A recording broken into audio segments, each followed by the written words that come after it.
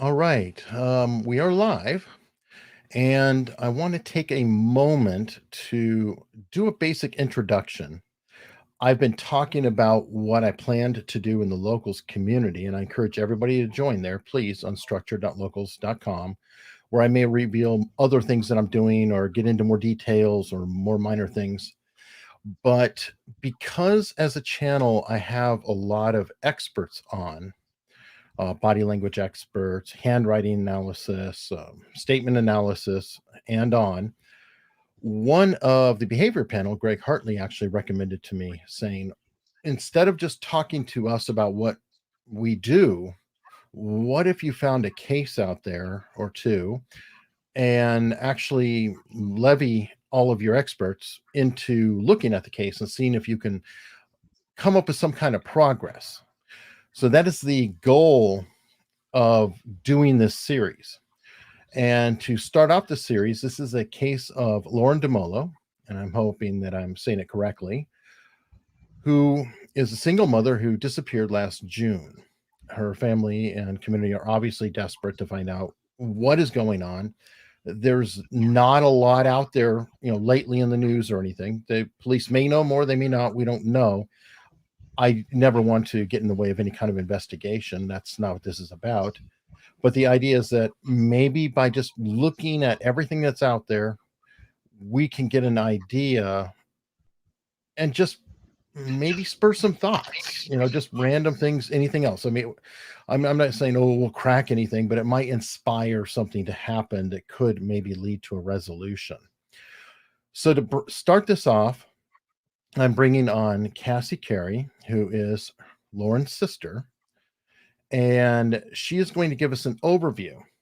Now, one thing I will be doing in this series is bringing on different people over time, and I'll probably be repeating the entire case over and over and over and over, which seems kind of weird to do, but I'm not limited by 1 hour of television or a particular segment. I have the ability to where I can bring people back potentially if they're willing to come on, and then you can ask questions and we can explore things. And sometimes that's the only way you can actually resolve something is by looking at it and then looking at it again and then looking at it again with different views. So that's the goal. I haven't done this kind of thing before. So I am shooting in the dark. It is experimental, but I have a great deal of faith in all of you, the audience. You're far smarter than I am. And my experts. I think that some really amazing things can happen, and at least we can explore and enjoy the journey. So to start off, I'm going to introduce you to Casey Carey. How are you doing today, Casey? Hello, I'm good. How are you? It's Cassie. Cassie, You did I said it say right the Casey first before too? time. Oh, I got it the first time. Okay, well, Nope, you said it right hey, the first time. all right, flip the coin. I'm right half the time. It's not Casey Jones, it's Cassie. No. It's all right. All right. No big deal. Wonderful. I'm really thankful that you're coming on, and the ladies that behind Complicit Podcast, I should have mentioned them immediately because I am literally writing off of the back of the work they've done. I mean, completely. They did an outstanding 7-part podcast. I'm sure more will come out as details come out, but they've done really, really good work. And they introduced me to you, they introduced me to your father, and I just want to give them a major, major shout out and full props that this is really kind of a multi-part endeavor. It's not just me. They've done all kinds of legwork. You've done all kinds of legwork, and we're going to go into that. So I was hoping if you could tell us about yourself and tell us about Lauren. Sure. So I do want to just kind of piggyback on what you said and just, huge shout out to the Complicit podcast. I've never obviously been part of a podcast before, especially not one pertaining to my sister. I never really even listened to a podcast prior to all of this. I didn't know how it worked. I didn't know that they were able to just take everyone's accounts and put it into such a chronologically correct timeline for people to listen to, understand, really grasp, and really get some background information on. I listened to it and I was even like, wow, like I keep wanting to listen to it. I want to know what happens. Obviously, I know what's happening. I'm, very Right. consumed by this, but it draws people in, and I am so forever grateful for them to be so interested in Lauren's case and really promote it and push it. And we've gotten a lot of feedback. We've got a lot of new followers, new theories, people talking. Um, Amazing, just amazing. That's all I can say about it. So about me. So I am Lauren's sister. Lauren is older than me by 13 months. So she is my big sister. She has literally been in my life since the moment I, entered this world. Um, so I don't remember a day without her being in my life. As people that are joining us here, a little background. Lauren did go missing from Cape Coral, Florida on June 19th, either in the wee hours of the morning. The time of, when she went missing is still not 100%. There are people that it's just hearsay at this point that say, they saw her at 6 a.m., they saw her at 10 a.m., they saw her at 11 a.m. There's no real definitive time at which, the last person can say they really saw her. I can say the last time that she was ever on any kind of surveillance was on the evening of June 18th. That's also the last time that anybody in our family spoke with her. I spoke with her on the evening of June 18th at 6:30 p.m. And that was the last phone communication or voice communication with any of us. She was caught on camera on the 18th, filling out job At applications. the raceway? Her last post on social media was the evening of June 18th. I'm sorry? Was that at the raceway? It was a speedway. Yeah. So it's just like a gas station, a convenience store. She was filling out an application there. So that's the last time that she was ever, seen on surveillance. So we do, start the timeline at, as of June 19th, because that is when her boyfriend says that he kissed her goodbye, went to work, and then she was never home after. Sometimes I do wonder what happened between 6:30 p.m. on the night of the 18th and what happened between that time and Friday, because the last known communication was that evening. So there's a good 12-hour gap there of what, we don't actually know what happened in that 12-hour gap. Okay. Have you spoken to her boyfriend? I believe his name is Gabby, and Hmm. gotten any more details of their interactions that morning at all? Or No. So the evening of the 19th is when Gabby had reached out to our father to say that Lauren was not home. People might wonder, why is that? Why is that weird? Why would he reach out to her father? She was only gone for a few hours, whatever. So just some background on Lauren. Lauren is she was in a mental health facility in June. She was Baker acted, which for those that don't know what Baker Act means, that is a a mental health facility hold um, for a mental evaluation. She was in there from June 1st to June 8th, and then again from June 15th to June 18th. So she was released on the morning of the 18th. She went home. She got on the phone with me. She was out, applying for jobs. The 19th, Gabby says he went to work, and when he got home on that evening, she was not home. So that's what sparked that. I know there was some confusion in the beginning about why would he call, the father? He lives in California. She just wasn't right. home. So that's why she was not in the best mental health state. She, like I said, was just released from a mental health facility. With that being said, she was released from a mental health facility on her own recognizance. They released her because she passed with flying colors. There was no signs that she was any harm to herself or anyone around her. So with that being said, we may all think that she had mental health issues, and she was paranoid and she thought people was after her. But here we are now, 10 months of her being missing. So maybe she wasn't as paranoid as we all thought she was. Yeah. Now, there's a lot to that, and I wonder if we should back up in time before that happened. I hear myself echoing like crazy. I don't know Sure. where I'm coming from.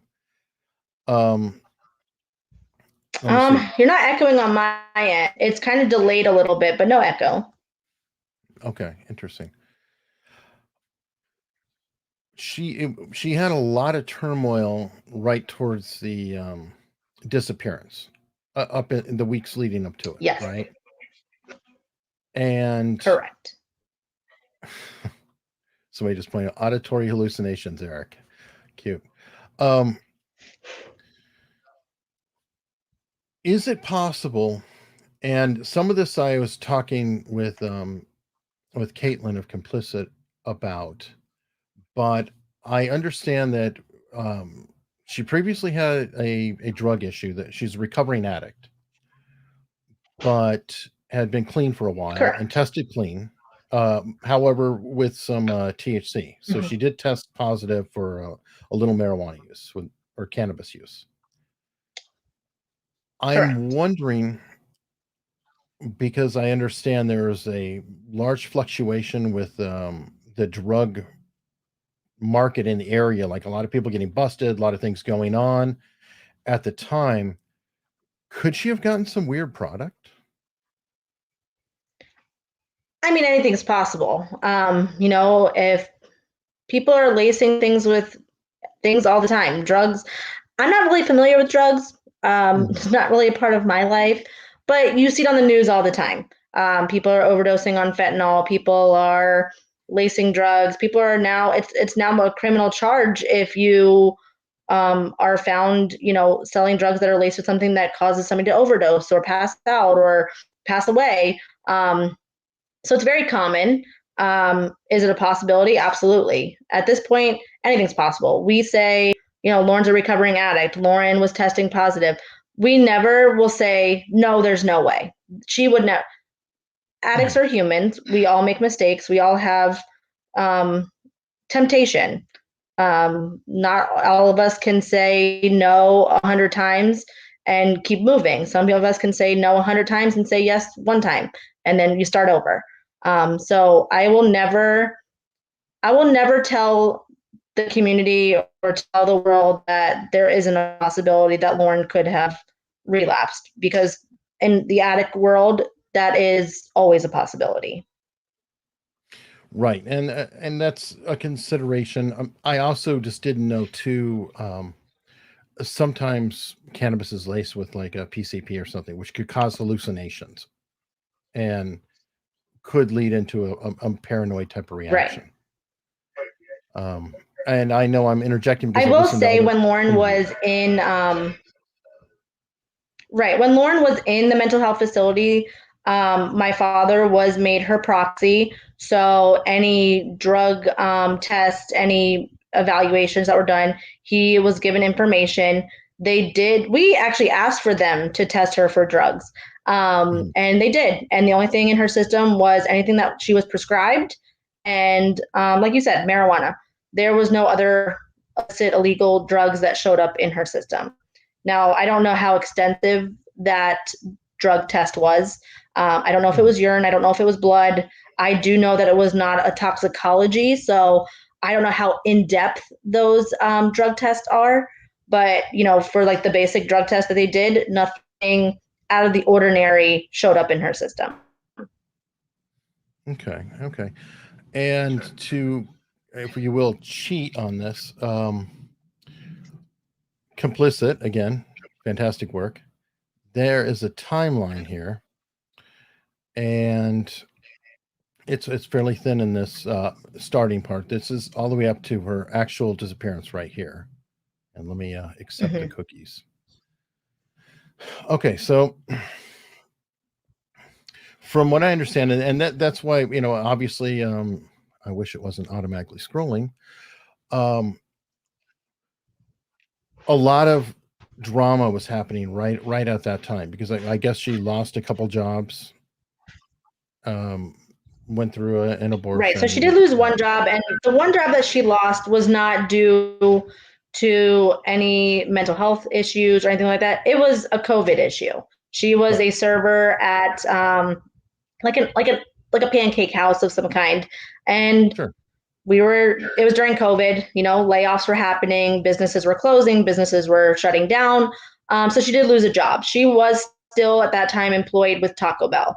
So she was Hmm. managing to stay employed there and trying to, still pay all of her bills on one job versus Lauren's a very hard worker. She was always a person that worked 2 jobs at a time, 3 jobs at a time to stay afloat. So she was, trying to stay afloat amid a pandemic in doing one job. Okay, and fair enough. Yeah, and I was just saying that led to stress. So then she lost the one, and everything else is happening, and then she disappears. And from what I understand, there you had said it. There's some confusion on where she was on Thursday evening. You had the phone call. Now, when did you talk to her on Thursday evening? I talked to her at 6:30 in the evening for 4 minutes and like 30 seconds. And the phone conversation was she had just been released from the mental health facility that morning.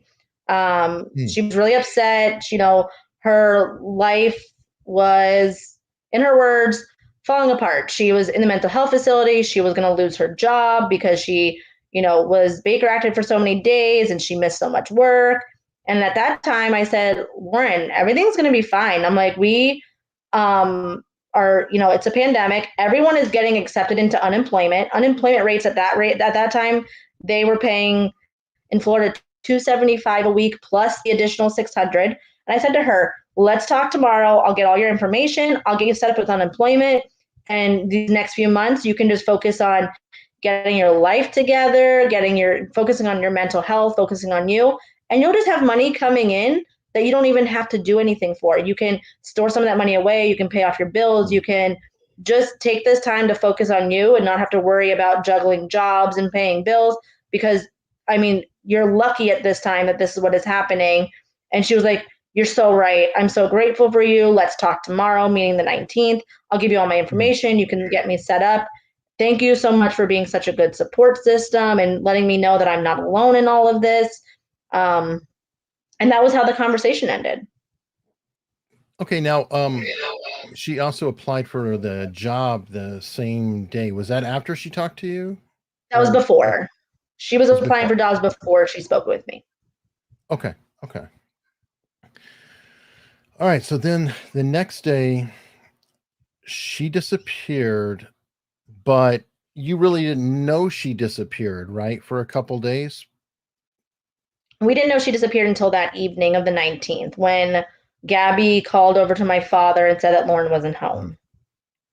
Okay. And that was Father's Day weekend, right?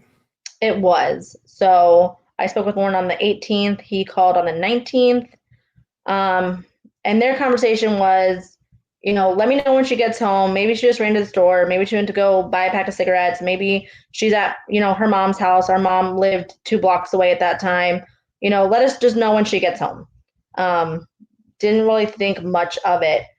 Then Saturday the 20th rolls around and we don't hear anything.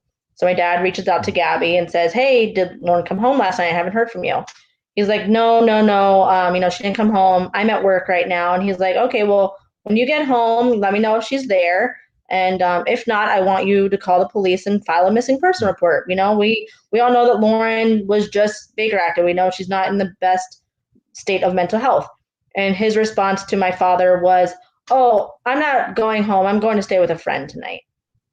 That's unusual. Very. So some people may not unusual. Some people are like, oh, like he was her live-in boyfriend. They were on again, off again. Mhm.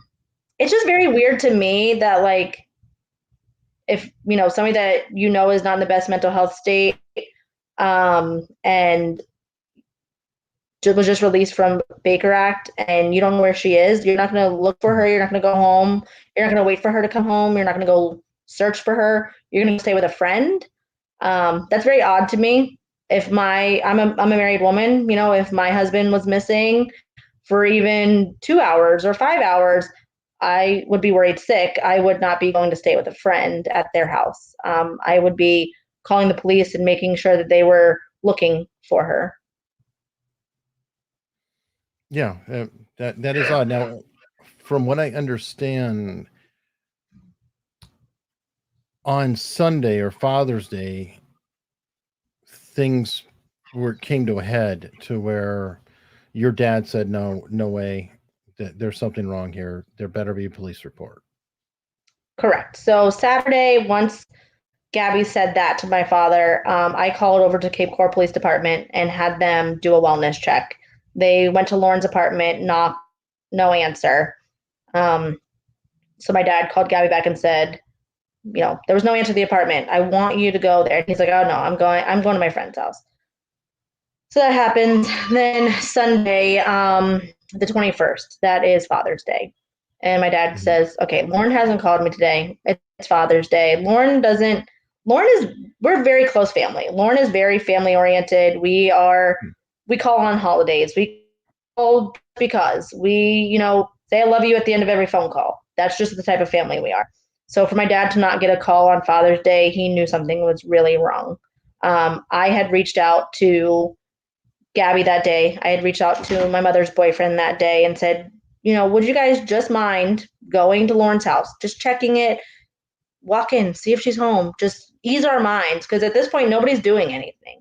And it became a big thing. Like my mother's boyfriend had to go pick up Gabby. And then once they picked up Gabby, then they'll go. And when they get there, my dad said to them, check the house. If she's not in there, call the police, have them meet you there, have them look around, see if there's anything suspicious, and file a police report, file a missing person report. You don't have to go to the station. They can come to you. And they said, okay, we'll do that.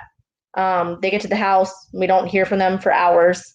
Finally, my dad calls Gabby and he goes, so what's going on? Was she there? And he's like, no, she wasn't home.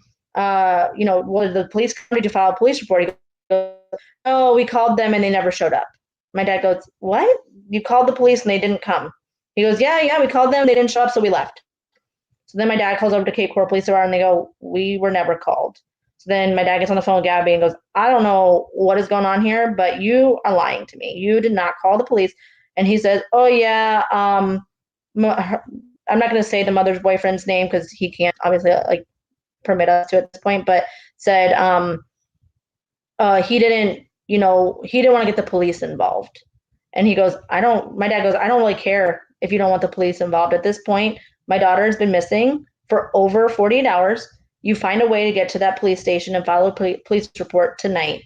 You get me a case number, and I want somebody searching for my daughter. Okay, and I'm deliberately going into all this detail because, especially when everybody listens to the podcast, this case is mind-blowing. And there's a lot of moving parts and a lot of odd relationships and a lot of unexpected things. One thing, Yes. The mother's boyfriend and Gabby, the boyfriend, work together in a business. Yes. So there's a relationship there. And it's probably good to state that ahead of time. I don't know how strong or anything else, but they do work together, and there's definitely a relationship between the two of them. So when Gabby was at work, he technically was at work with the mother's boyfriend, correct? Correct. Yes, they do work together. They've worked together longer than Lauren and Gabby have been together. Lauren and Gabby met through my mother and her boyfriend. At one point, Gabby was living on their couch because he got out of a marriage or relationship and had nowhere else to go. So that's how Lauren met Gabby, and that is how their relationship started. So Gabby and my mother's boyfriend have a longer friendship relationship, work relationship than even Lauren and Gabby do. Okay, and I believe Lauren was estranged from her mother for a while, or just not accessing for a while too, until recent years. Is that fair? We both were. So when we were younger, our mother and father got a divorce. My father was permitted, sole custody of us. We moved to Maryland. We grew up there most of our lives from the time I was like 8 and Lauren was 9 until we were adults and decided to move back to Florida. So we did not have any relationship with our mother for a good 11 years prior to moving back to Florida. I also didn't have a relationship with my mother even after moving to Florida. But Lauren wanted that. Lauren wanted that sense of family. Like I mentioned, Lauren is a very family oriented person. Lauren loves to have that, that she wants to know that everyone around her is loved and supported, and she wants to have that love and support from everyone. So having her mother in her life was very important to her. Um, though their relationship was tumultuous, I guess is a good word. Strained? It was very high, very low. It was what? Strained, maybe? Yeah, they're both very stubborn people, I guess you could put it. They both have their own issues that they were always dealing with, and Mm. it caused a lot of, I don't even know how to how to word it. But yeah, I Mm. guess strained is a good word.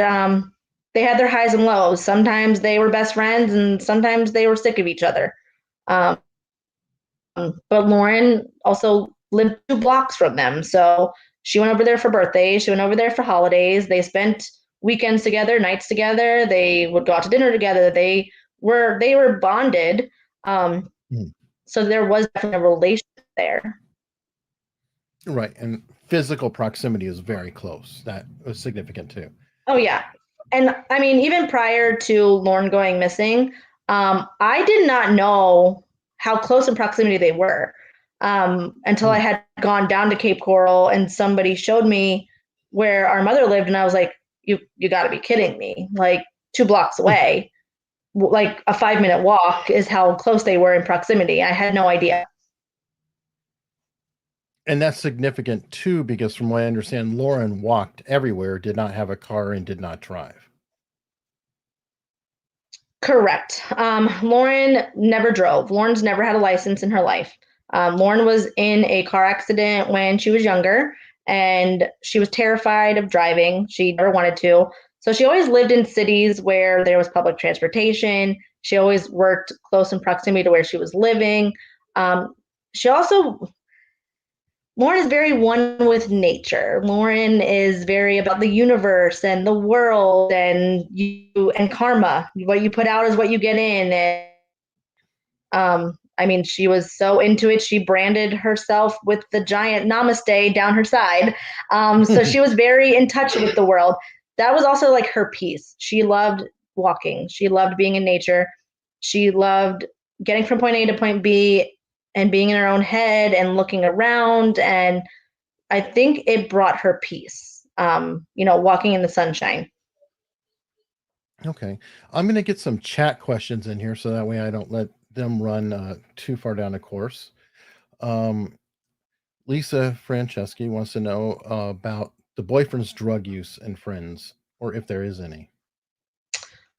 So I've only ever met Gabby on 2 occasions. One was for like an hour and a second time for a few hours. And the most recent time was on June 13th when I had gone to visit Lauren. Um, I don't know about his past drug use in depth. I do know that at some point he did use drugs. I do know that he states he doesn't drink, but then there are photos of him online with alcohol in his possession.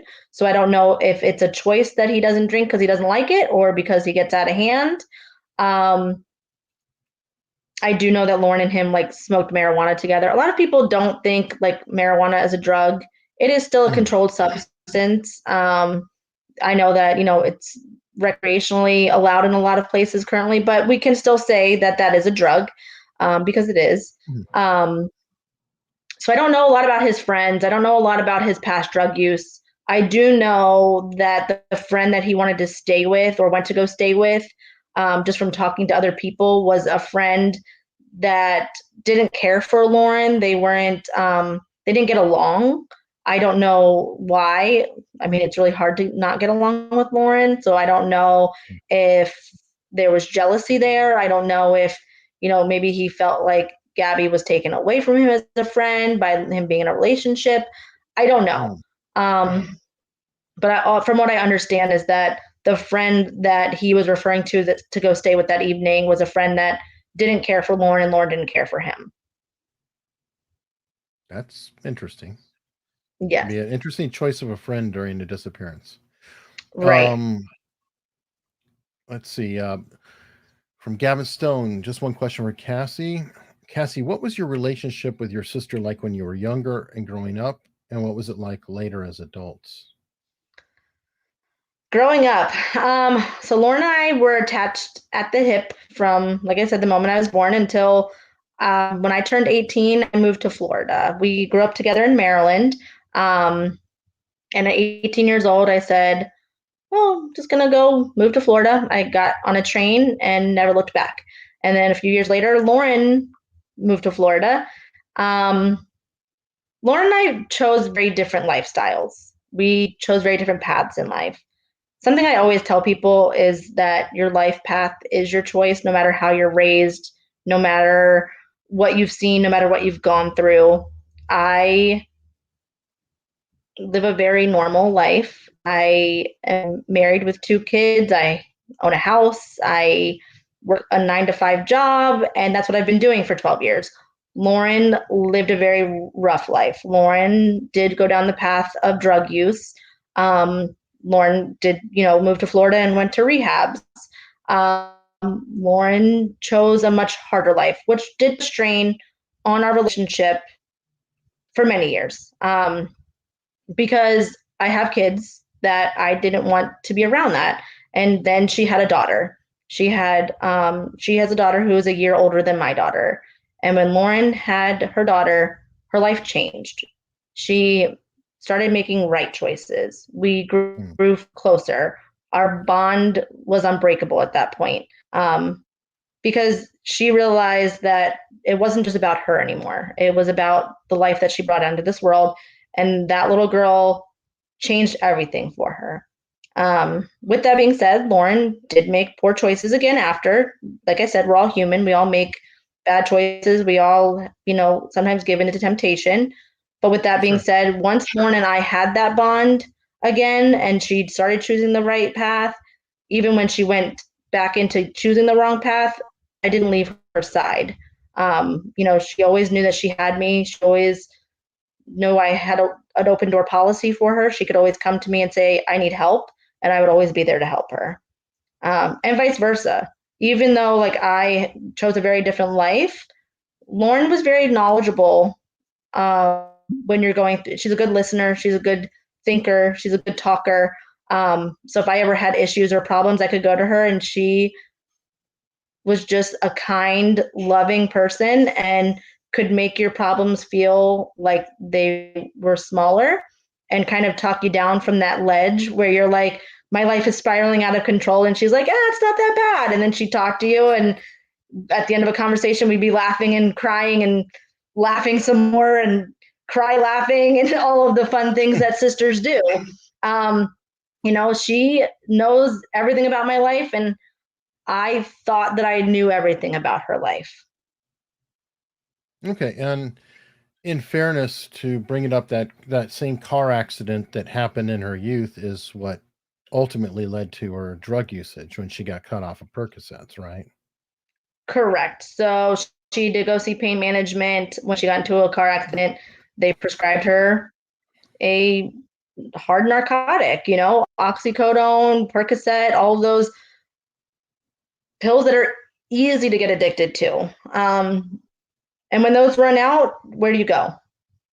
You go to the streets. You find another drug that's going to give you that same pain relief or that same high that's cheaper. And then you're going to search for more. And then you're going to search for that higher high and that, things are not doing it anymore. And you go and you search and search and search more until you hit rock bottom. Okay. Well, I wanted to put that out there too. Question here. NBC News 2 had stated that she had disappeared for days at a time before. Had Gabby called anyone before to say she was missing any of the previous times?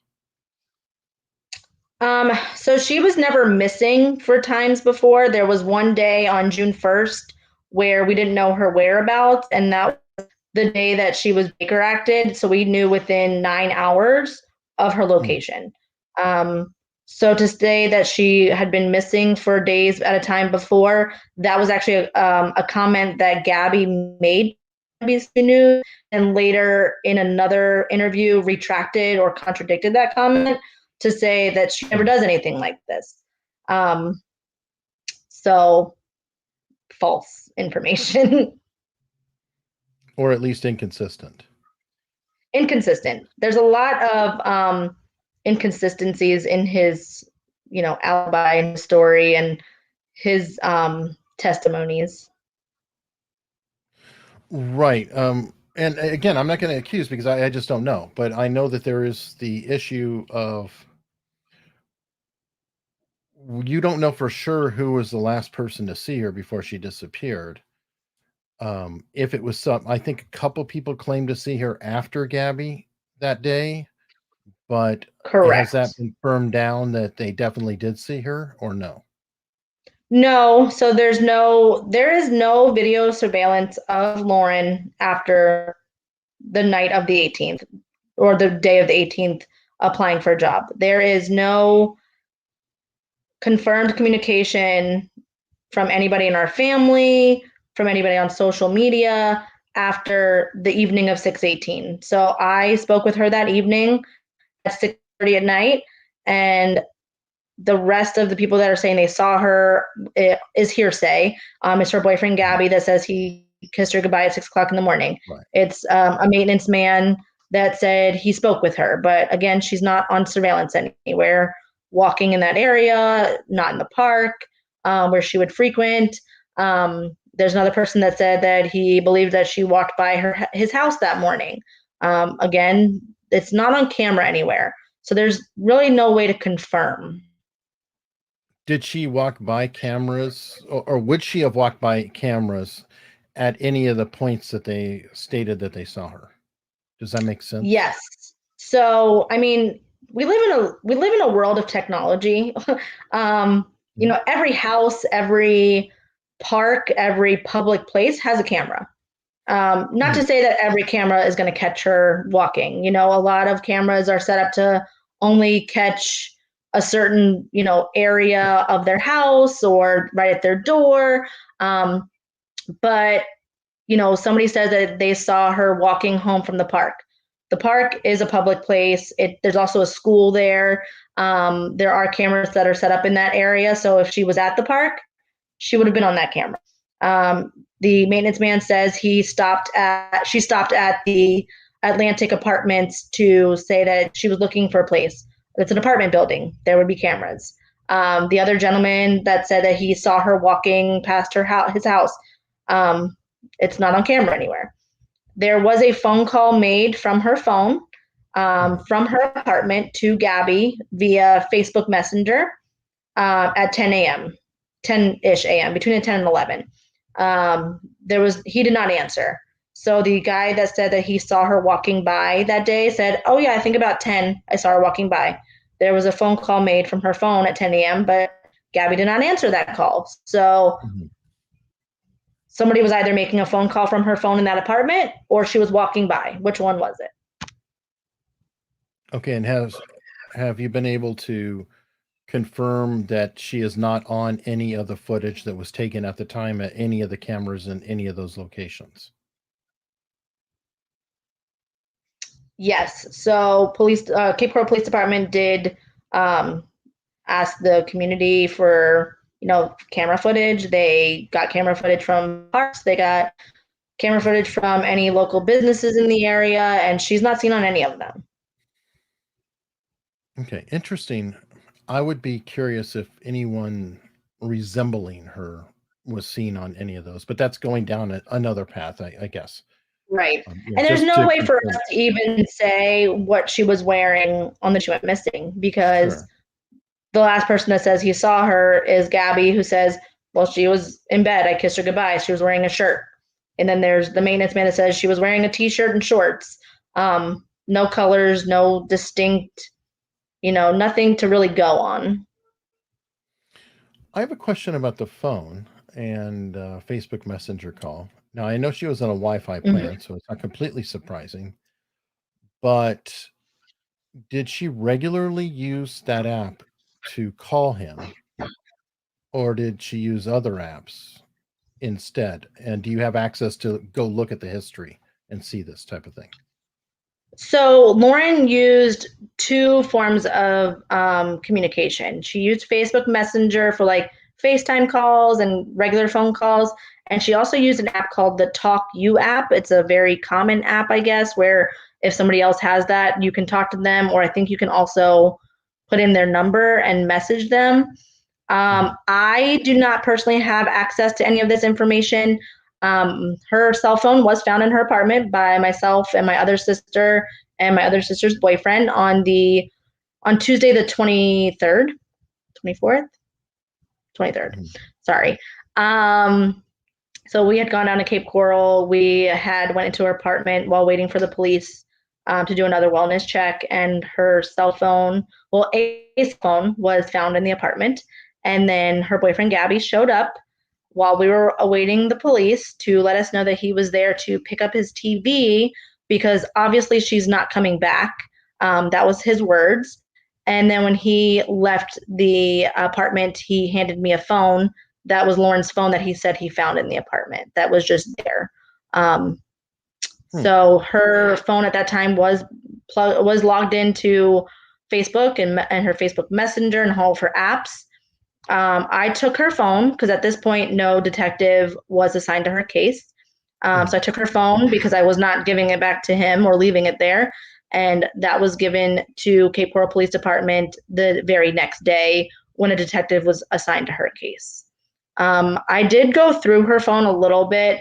I didn't open any unread messages in her Facebook Messenger. You know, hindsight is Mhm. 2020. I had Oh, gone through it a sure. little bit more, but I also didn't want to. I didn't want to scare people to think that Lauren's active on Facebook. She read my message, or I Mhm. didn't want to put false pings on her Mhm. um, whereabouts. So I left anything unread. I left it that way. I wanted to not open anything or hide anything or ruin any kind of evidence. So rather Mhm. than going into anything that was open, I left it the way it was and just went through anything that had already been opened and like looked through it. This was a phone that she had only been using for a few weeks because she had lost her other phone.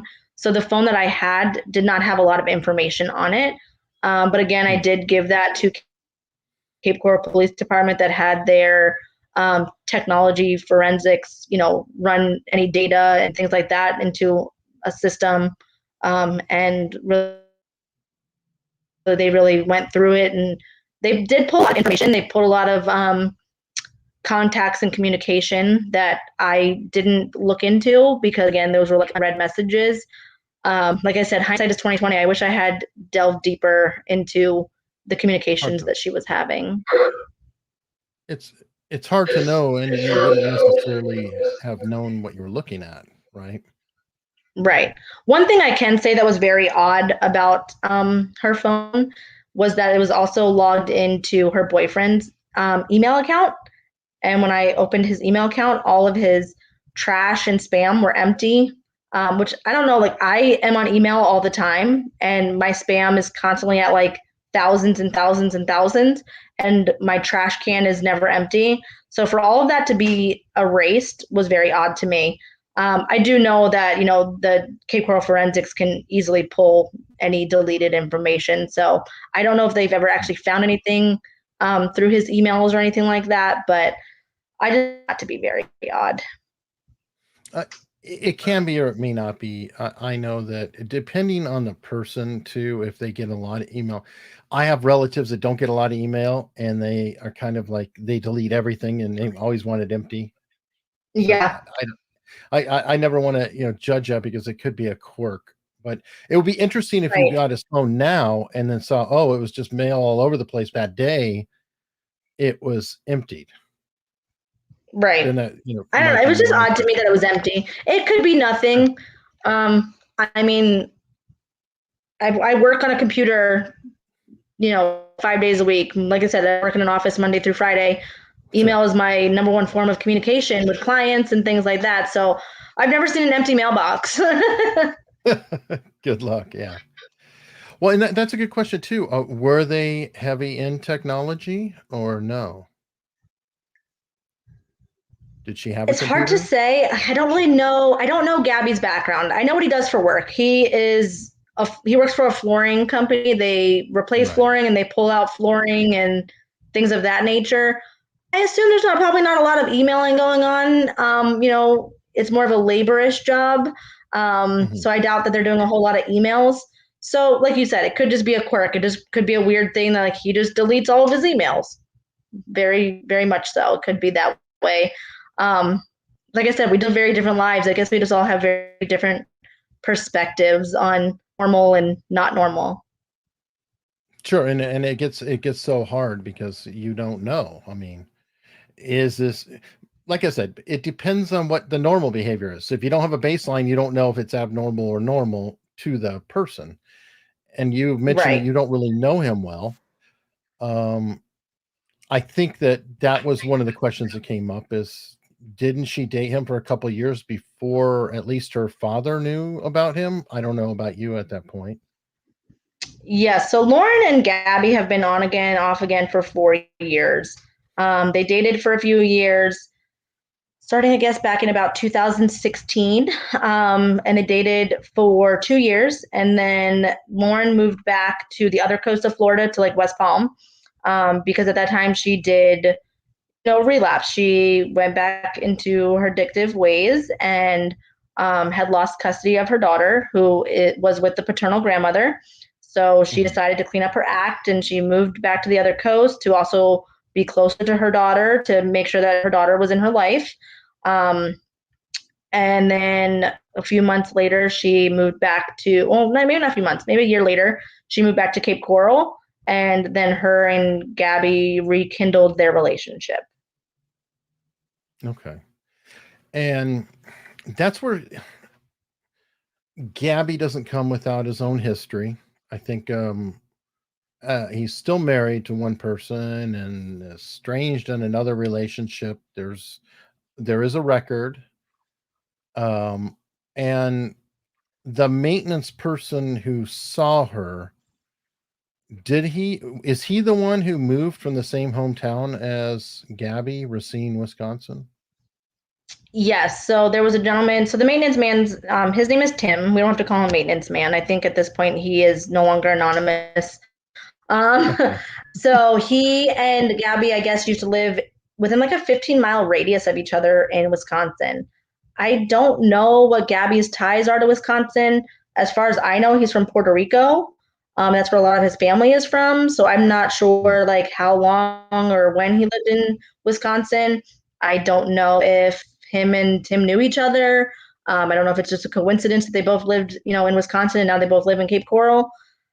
One thing I can tell you about this case is that you're going to hear the word coincidence a lot. It seems coincidences just surround this case.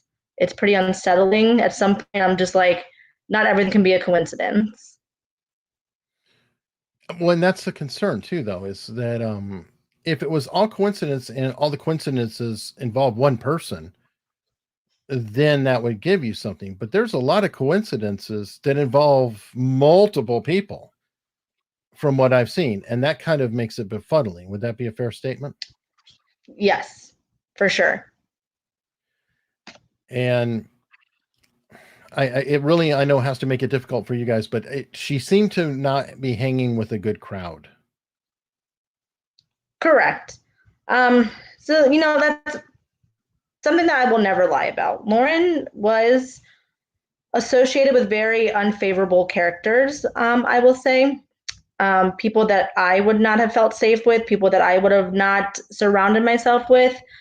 But Lauren's also when I tell you that Lauren is naive, I don't mean that in a negative way. I mean that in like a Lauren is very open. She's very accepting. She always wants people to feel okay. She wants people to feel loved. She never wants people to feel alone. She and also wanted to never feel alone. She always wanted to be felt loved and needed.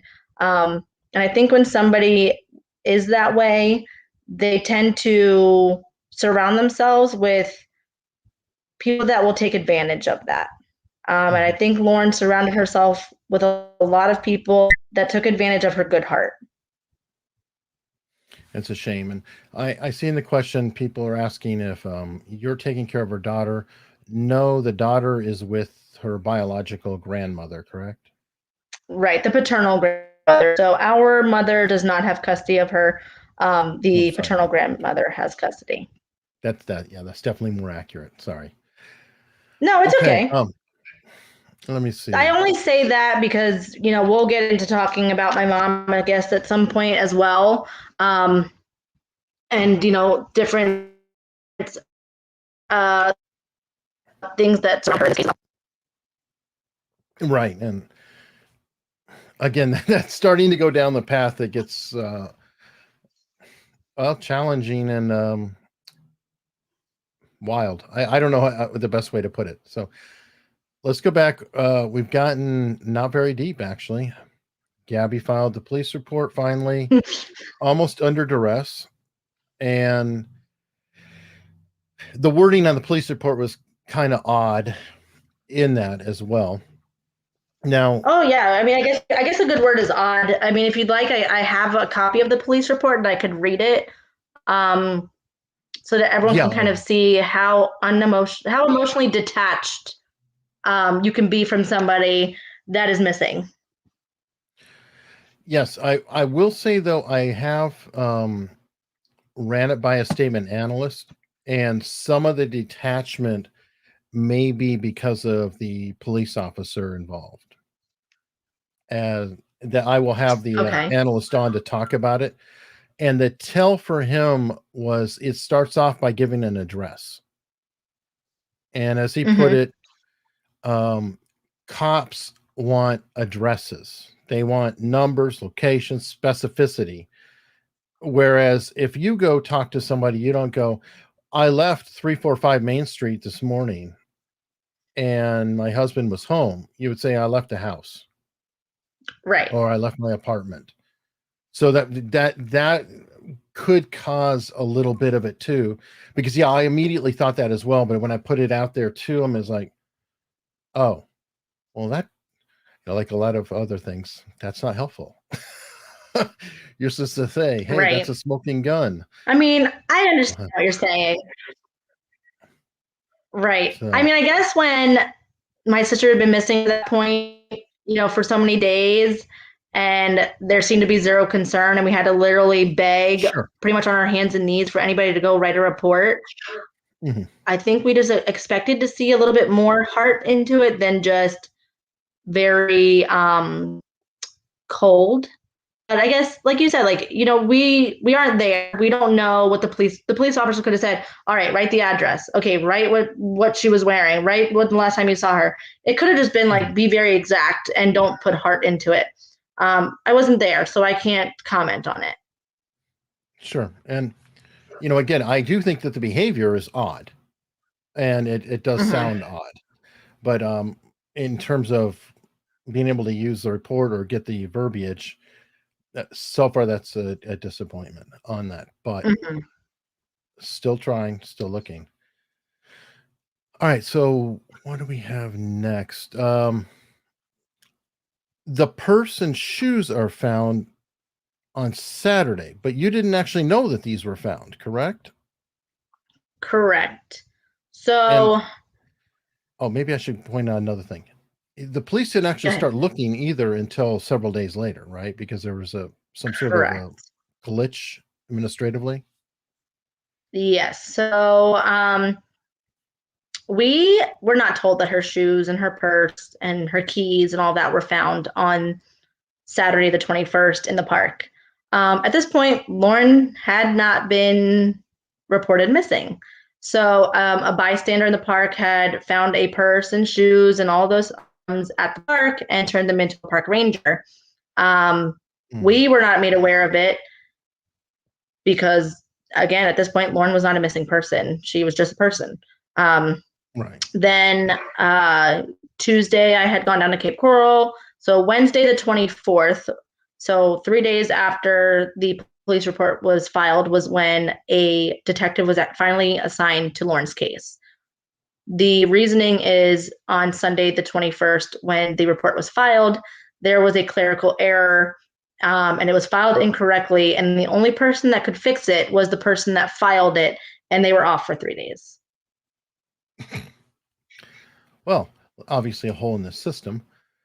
Right. So, we say that we talked to her on the 18th. Her boyfriend calls on the 19th, says that she's not home. A report is filed on the 21st, and nobody's assigned to it until the 24th. So we're talking 6 days without any form of communication, that there were not feet on the ground looking for Lauren. Okay. And I wanted to point that out and look at the different elements because one, her purse and shoes being found at a park is not a comfortable thing to happen. That's a little disconcerting, especially because you said that her phone was at the house. Correct. So her cell phone was found in the house. Her purse with her ID, as well as the keys to her house and her shoes, were found in the park that she frequents. She would go there to meditate every morning. So that's where that was found. Again, she's not seen on camera that day to be in the park, and her items being found. And according to Cape Coral Police Department, where her items were found were out of shot of the cameras. Okay. And somebody in the comments, I believe it was Maggie, but made a comment that's a little disconcerting, but it was any felon.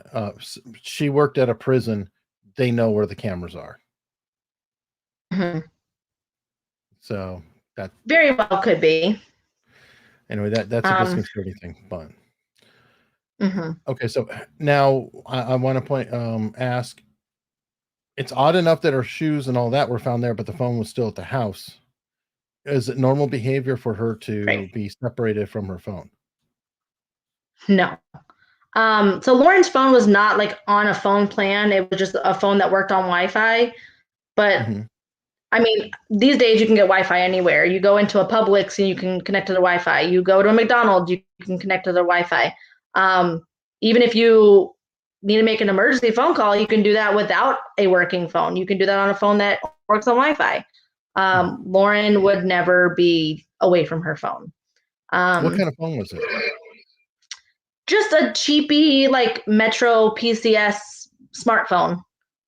Okay, it was a smartphone though, so it had a camera and she could take pictures and whatnot with it. Correct. And Lauren, like I said, was one with nature. She took photos of everything. She took photos of her meditating. She took photos of nature. She took photos of sunsets and sunrises and things that she found beautiful in the world.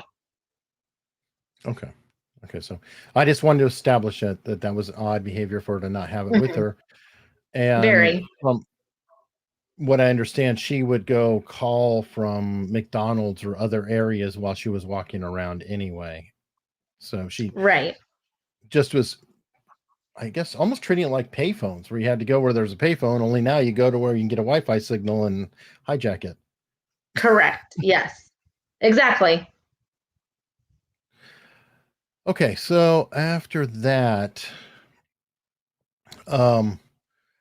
there was a major incident that, there are people in here who have been following it, which is awesome.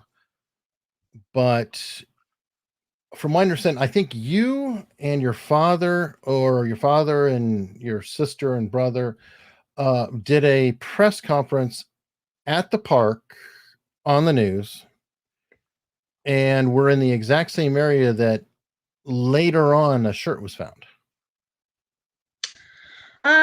Somewhat like that. So at this point, this was July 2nd. So Lauren had been missing since, we'll just say June 19th. Sometimes I say June 18th. Sometimes I say June 19th. I just don't really know. Somewhere in that 12-hour period. So at this point, let's just say Lauren's missing since June 19th. So this is, at this point, I think her story had been on the news. Finally. It took us a very long time to get anybody to cover her story. Took us a long time to get people to listen. So now let's just say it's July 2nd. My sister, myself, and my sister's boyfriend decided that this day we were going to go to the park, and we wanted to start at the park. We wanted to walk through it. We wanted to get an idea of how Lauren's days looked. We wanted to get the perspective of Lauren. We wanted to go to the park. We wanted to start our day there. We wanted to walk through it. And then we wanted to walk toward her apartment from the park, so we could see what she sees. We want to see the kind of people. We want to see the houses. We want to see how many cameras there were in the area. We also want to see if there's anything like suspicious about the area, anybody weird, anybody hanging around that like gave us like bad vibes or anything, you know? So we started our morning in the park there at about 11 a.m. on July 2nd. We go walking down, up and down all of the roads that lead to Lauren's apartment, which is just 2 blocks away from the park. We walk up and down each side street. We knock on doors. We show pictures. We ask anybody if they've seen her. We just talk to anybody we see in the area. At this point, we'd been walking around for, let's say, 2.5, 3 hours maybe. And we were getting nowhere, but we had gotten a better idea of like, you know, what Lauren saw on a daily basis, what her days may have looked like, the routes that she may have taken to get home. So then we said, okay, let's go back to the park. You know, our cars are there. Let's just walk through one more time, see if, you know, anything is out of the ordinary, if there's any weird people, see if there's any other new people we can talk to. And so we go back to the park. We walk through it again. I'm walking like the shoreline area just to see. I'm just looking at the ground at this point. Like I'm looking down, you know, is anything washing up? Is there any new evidence? Anything like this? And I hear my sister's boyfriend yell, "What's that? There's a shirt." And my sister Lindsay goes running into the sand toward it, and I go running, and there is this burgundy lace shirt laying right there in the sand. That I swear was not there previously. This is also 2 weeks after, you know, Lauren had already been missing. We had already been to that park, I don't know, 100 times. We would start our days there most times. We'd walk through it multiple times a day. And that, again, was the second time that day that we went to that park. Earlier in the day, we didn't see anything out of the usual, out of the ordinary. And then we go back the second time that day and we find a shirt. We, you know, spread it open, we look at it and we go, oh my God, that's Lauren's shirt. And it was a very distinctive shirt. It's not just a typical, you know, white t-shirt that could be anybody's. It was a lace zip up burgundy shirt with a certain pattern. It's very feminine. If you see pictures of Lauren, she's a very feminine woman. She would wear lace and dresses, and she dressed like a lady. And there's multiple photos of her on Facebook in said shirt. It's one of her favorite shirts. So at that time, I called Detective Jones, the lead detective on Lauren's case. He came out, he called out forensics, and they took it to do any extra testing on. It is confirmed that it is her shirt that was found there in the park that day. Okay, and this is the same park where her shoes, purse, and keys were found previously. 2 weeks prior, yes. Okay. And after you found that, her mother's boyfriend somehow was around. Yes. So while we're there with the detective and forensics, I see my mother's boyfriend walking through the park, walking the dog. And I will say, like, they live across the street from the park. I guess it's not very odd for him to be walking in the park, but it is very odd for him to be very standoffish and not actually approach us or talk to us, especially Lindsay, my sister, because they know each other. I don't really have a relationship with him. I don't know him all that well. But he just kind of just kept his head down, kept walking the dog. And I even looked over at Detective Jones and I said, "Isn't that my mother's boyfriend?" And he goes, "Oh yeah, I know who that is." He goes, "I've seen him multiple times. I've knocked on his door multiple times. He knows who I am too." And then my sister Lindsay walks over to him and she goes, "Oh my God, you won't believe this. We just found Lauren's shirt in the park." And he's like, "Oh, okay, cool." And just kept walking. Odd. Very odd. I don't know. Like, again, is that a coincidence that he's there? There's that word again, coincidence. Odd behavior. Right. To me, it felt like somebody was messing with me. It felt like somebody was messing with us, not just maybe putting stuff there to lead us in the wrong direction, but almost like a, haha, I'm watching you. I know that you guys were searching in this park today, and now her things are showing up. Like, like a slap in the face. Okay. And this leads into the more, and this is why I'm saying it gets very, very difficult because there's such odd behavior by different people. At what point, from what I understand, both your mother's boyfriend and Gabby's boss, something happened with him, and I'm not sure how long after this it was, but or let me back up. A cadaver dog I know came into the scene. Was that before the boss situation or no? No. Oh yeah, yeah, yes. Sorry, the cadaver dogs happened before what happened with the boss. Okay, so yeah, let's go to that. Now, did the cadaver dogs start at the park and go from there?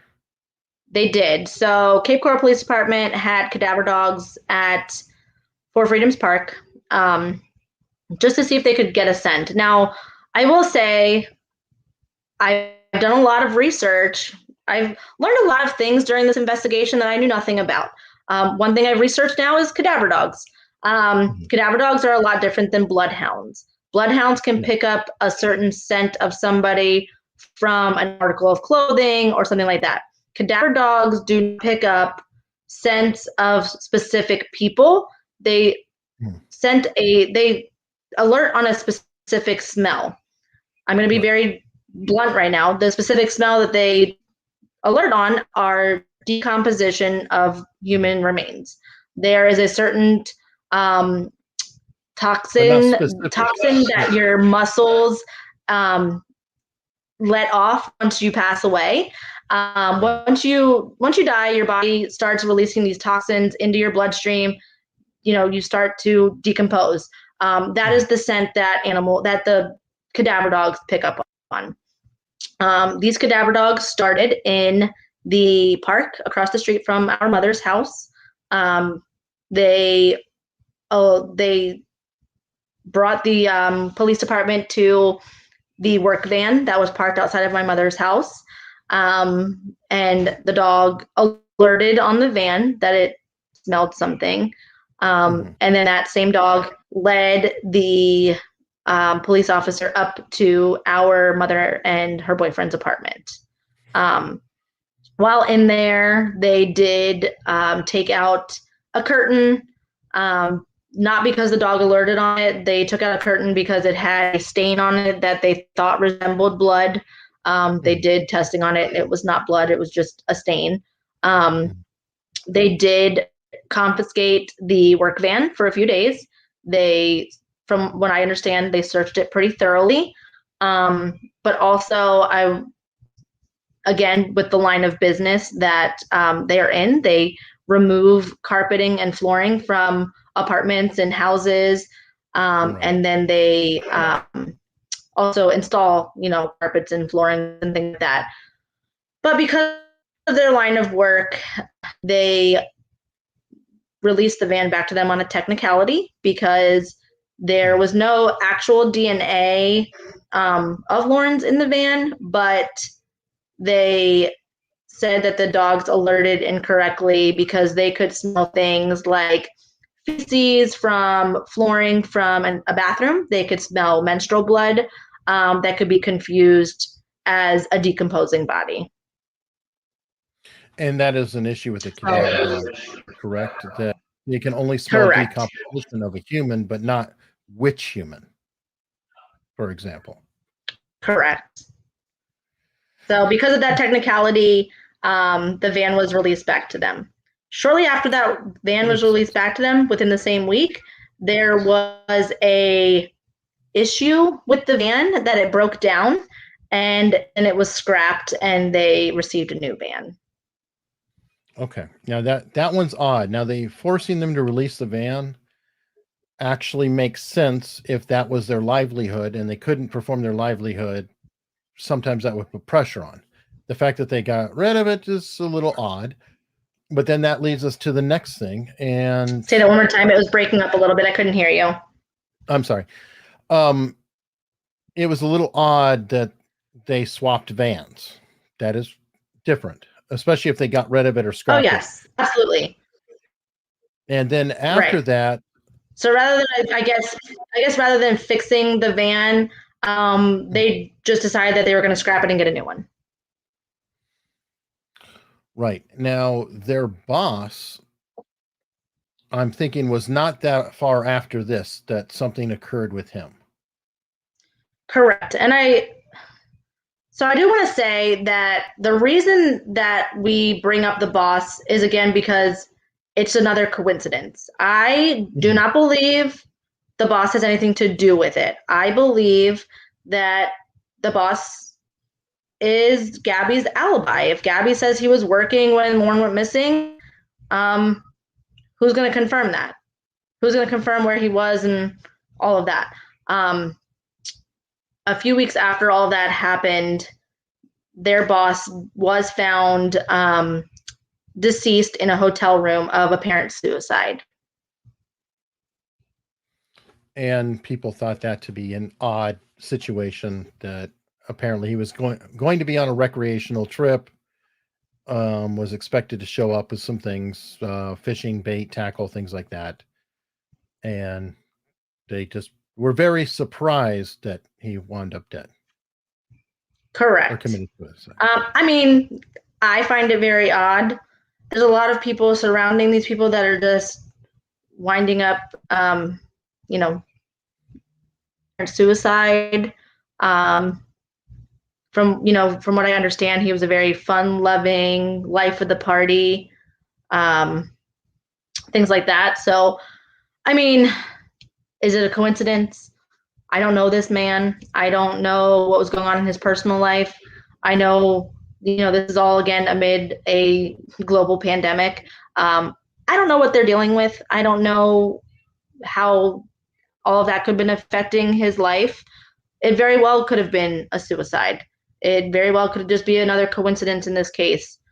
I don't take anything lightly as far as coincidences. I hold on to everything and I look at everything like, is this a coincidence or is this really a reason that Lauren could be missing? Yeah, and that's the problem with this case is there's just too much weird going around.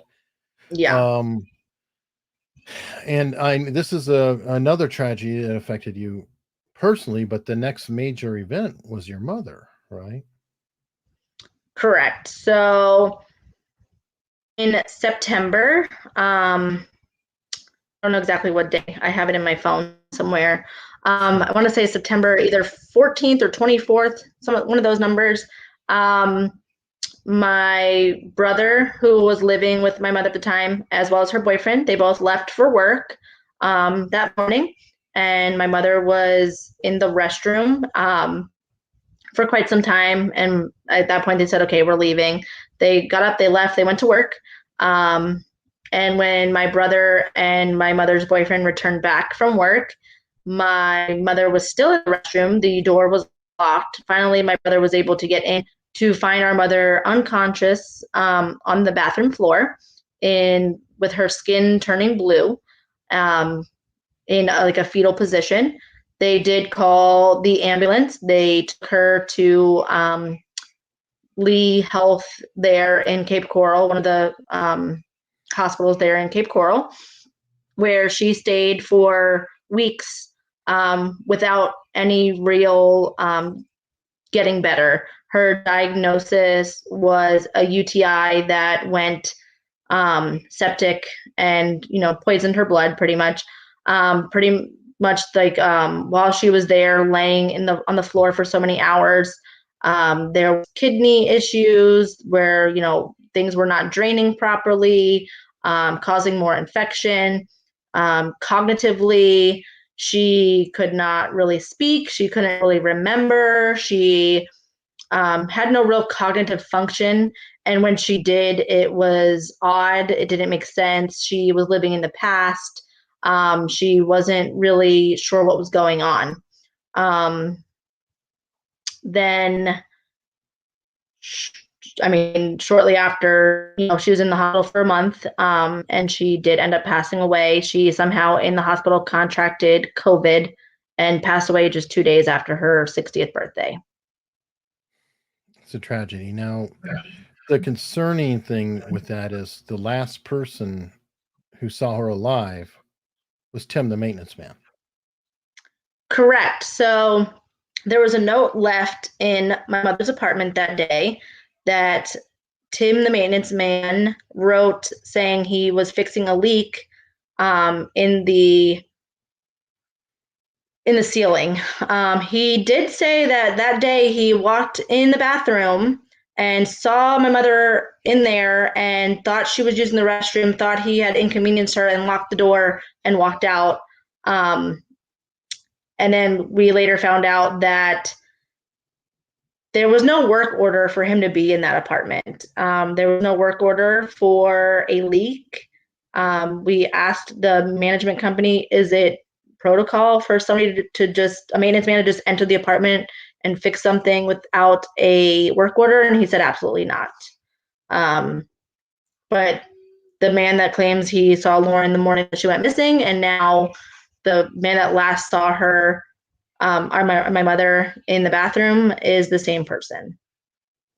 Again. And again, a coincidence. According to people, they say, oh, it's just a coincidence. But also odd behavior.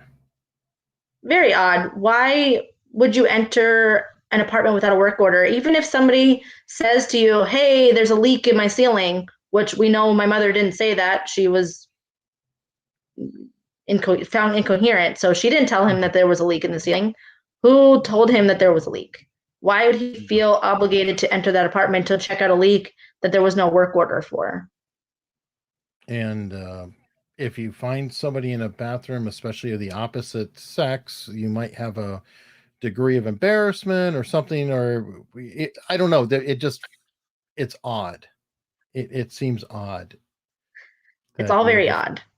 Close the door. So, unfortunately, that, from what I understand, evidentiary wise, that's kind of where everything is at. Everything's sort of up in the air right now. It's odd. We don't know where she is. And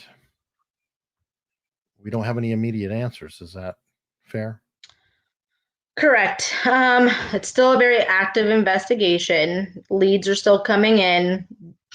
As mentioned, and as I'm sure you guys can tell, this is a very odd case. There's a lot of twists and turns, which also make it very hard for the detective and the investigators to figure out, because it's being pulled in so many different directions. We're being pulled in so many different directions. I will say, like, I know some people are like, Cape Coral Police is not doing enough. They're slacking. I will say, in the beginning, when there was clerical error and this and that, I was not happy. I was angry. But I am happy with the work that Cape Coral Police Department is doing. This is not an easy case to crack. They are doing much more than we even know. Again, this is an active case. There are things that we, as the family, don't even know about this case. Because if they're actively investigating something, they will not tell us it until it has either been debunked or if something has come out of it. Because they can't tell us every move they're making, so that we don't mess up the case, or that we don't, that information doesn't get out and scare people off that may be involved. So I know it's very frustrating for the general public to say, wow, we have no answers. Wow, we're not getting anywhere. We're equally frustrated, but we are also very understanding that until information can be given to us, we're not privy to it. In the beginning, I was angry. I was like, what do you mean I'm not privy to information? I'm her sister. How can you tell me that? And then as time goes on, I realize you don't want to screw up an investigation. You don't want the wrong information to get out, and either put us in danger, put them in danger, let the public know who we're looking for, because you alert them and they're gone. And then we could never solve this case. We could never find Lauren. And ultimately, I know that everyone's goal right now is justice, justice, justice. My number one Mhm. goal is to bring Lauren home, and then we can fight for justice. Without Lauren, there is no justice, and we can't move forward to putting somebody behind bars without taking the correct steps to bring her home first. Very fair. And from what I understand, they this is their only unsolved case that they've not been able to succeed on with the missing persons. And in So I fairness, don't know how if many they cases they've had now, but back in October, they said they had 19 missing person cases and they had solved every one of them except for Lauren's. Now here we are, months and months later. I don't know how many missing persons cases they've had at this point, but as far as I know, Lauren's is still the only unsolved one. Okay. And also not being able to share things really does make sense, because even if they want to share it with you, if they have information and they share it with you, you may act differently or betray that information, even if you're holding it to yourself, in dealing with somebody else. So if you're walking around with as little as information as everybody else, you're not going to tip anybody. So I kind of understand it, but I can definitely see your frustration on that. And I'm hoping that I can bring you back to ask more questions, maybe with some other people, and get more chat in. Would you be available? Absolutely. Yeah, absolutely. My, my biggest goal right now is spreading awareness. I want everyone in this world to know Lauren's name, because the more people that know her name, the more people that know her face, um, the more people that can come forward and say, I saw something weird, or I had this piece of information. I didn't think it was important, but every little piece of information is. Another reason that I am advocating is not just for Lauren. Obviously my heart is with Lauren. My heart is to bring Lauren home. That's my number one goal. But I also want people in this world to realize, like, this could happen to anybody. I never imagined that this would be my life. I never imagined that this is something our family would be going through. And my biggest thing to say to everybody out there is, if you feel something is wrong, it is, and get out of that situation. If you think that something like this cannot happen to you, always be aware of your surroundings. Always be aware of the people that you have in your circle, and always trust your gut. Good advice. And for everyone watching, this is only the beginning. I'm going to keep revisiting this in different ways. As I said at the beginning, with Cassie, with others. Um, I hope you guys tune in and check it out. And I really, I hope I waste my time, truthfully, and she's found tomorrow. That would be the best possible Same. outcome. The But for hardest part now, right now is just not having answers, because of course our mind goes, well, maybe she's just out there. Maybe she's just lost. Maybe she just doesn't know who she is. I mean, you see the movies all the time. People have a lose their minds and they don't know where they are. They don't know who they are. I just hope one day I wake up and Lauren knocks my door and goes, oh my God, I don't know where I've been for a year. You know, um, that's the hardest part about not knowing, is your mind constantly races and races and races. At least answers, we could begin getting closure. true. Well, Cassie, thank you very much. Until Thank next time. you. Hopefully, I'll be back on soon and we can talk more. Hopefully, Definitely. one day I can get on here and give you guys good news and say we found her. Definitely.